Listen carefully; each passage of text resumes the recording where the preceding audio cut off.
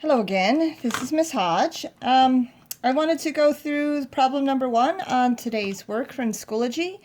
Today's work is on one sample T for a hypothesis test. You are given this problem. It says, in 1998, as an advertising campaign, the Nabisco company announced a 1,000-chip challenge, claiming that every 19-ounce bag of their Chips Ahoy cookies contained at least, hint, hint, at least 1,000 chocolate chips. Dedicated statistics students at the Air Force Academy, no kidding, purchased some randomly selected bags of cookies and counted the chocolate chips. Some of their data are given below, and they have 16 pieces of data. What does this say about Nabisco's claim?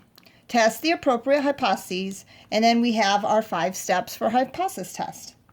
So before we get started with the calculations and such, let's fill in the parameters, hypotheses, etc. So there's only one variable here, and that is mu is equal to the true mean number of chocolate chips in that bag, in the Chips Ahoy bag.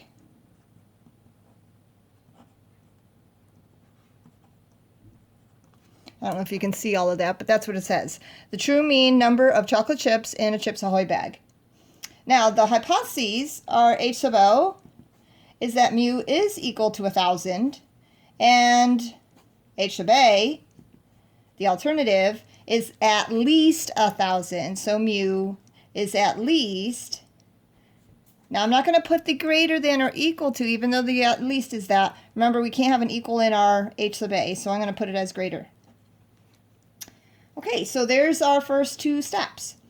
Our conditions. So randomization is stated. So randomization, I don't know if you can see that. Can you see that? Randomization is stated. Let's see, independence. What is independent? The chocolate chip bags. So the number of chocolate chips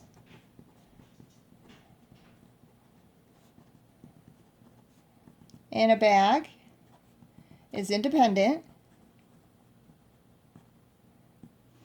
Then you have the normal condition, and we're going to need to take a look at our data here. So let's go and take a look at the data. So I have entered the data into my calculator, and in random order, really don't matter which order you put it in, and I again named my variable here. So then I go to the graph. So I make a histogram so I can mess with it.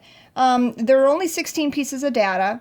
It's not told to us that the distribution is normal. That would be one of the ways to prove normal if it was told to us. The second is n is got to be greater than 30, and we don't have that either. And then lastly, that means if we're given the data, which we are, we need to graph it. Now this is pretty close to being approximately normal, and that's what we're shooting for. So I'm going to pick one of these bin widths in here. I'm going to press down, hold it so that the little icon there is a closed hand, and then I start moving it. Ooh, I went the wrong way. Moving it bigger. There we go. So not so bad. I'm going to press escape here. So there's my graph. So this I'm going to use, and I'm going to draw. Let's see if I can sketch this. As my distribution, I have a bar, this bar is the same, this bar is, let's see, if I go over here, I can see how high they are. It tells me that this is a height of 3 and that this is a height of 3. So that one's a height of 3. And then all of these are height of 2, 1, 2, 3. Sorry about my little squiggly lines here. And here, so this is 1050, and this here, 1, 2, 3, this right here is 1350. And then this is a 1, this is a 2, and this is a 3. This graph then has to be explained. So the distribution is unimodal and symmetric, therefore approximately normal.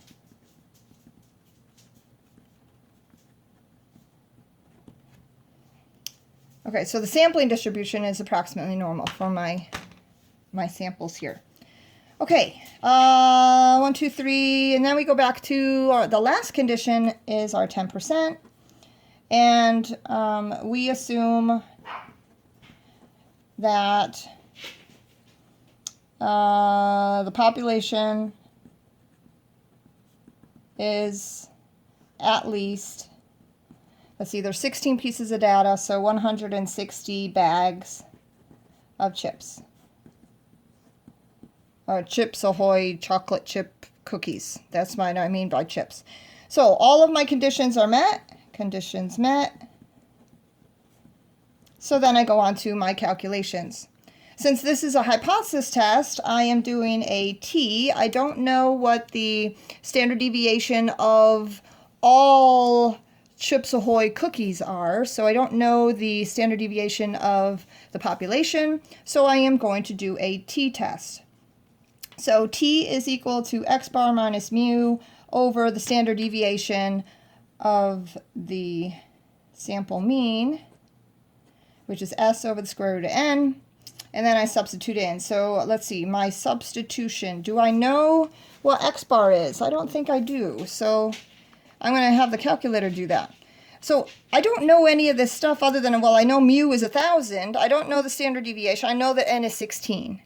So what I'm going to do is I'm going to have the test done. I'm going to go and do the test and then fill in the numbers afterwards. Then I'm going to go and get all of that and then fill that in.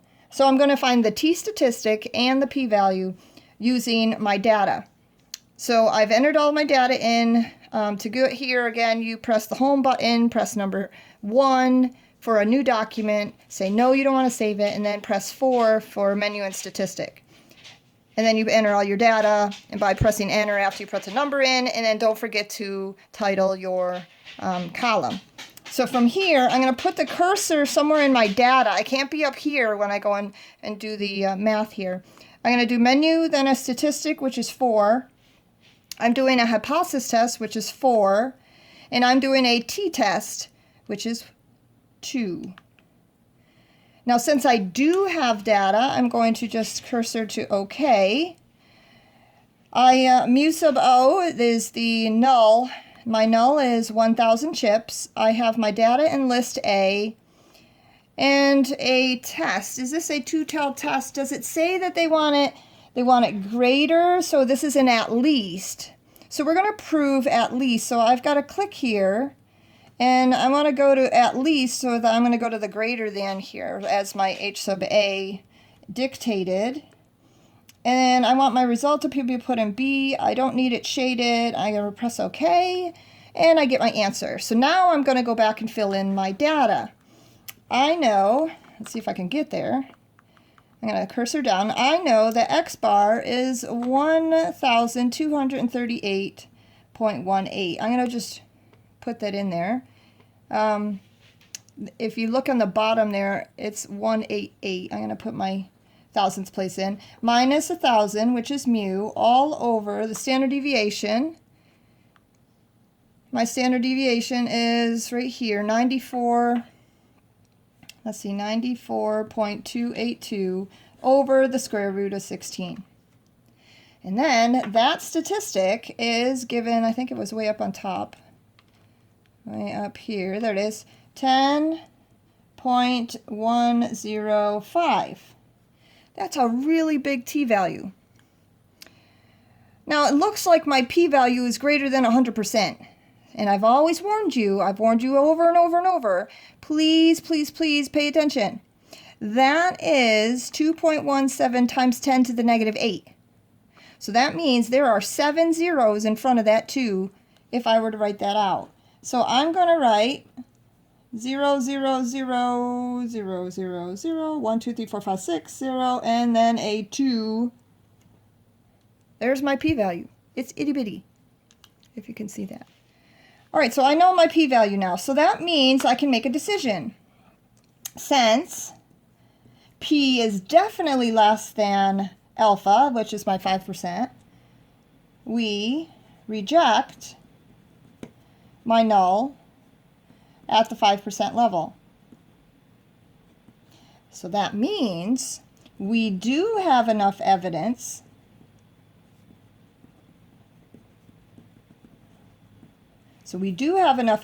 to show that H sub A is true. So we're going to write that down. So we do have enough evidence to show that, so here's where we're going to redefine my mu, my parameter here, that the true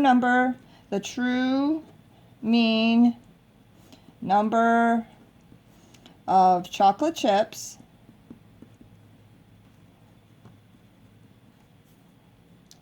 is, and then I go in to find my H sub A, is greater than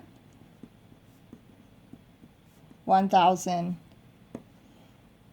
And that, my friends, is the way that we do our HT for one sample mean.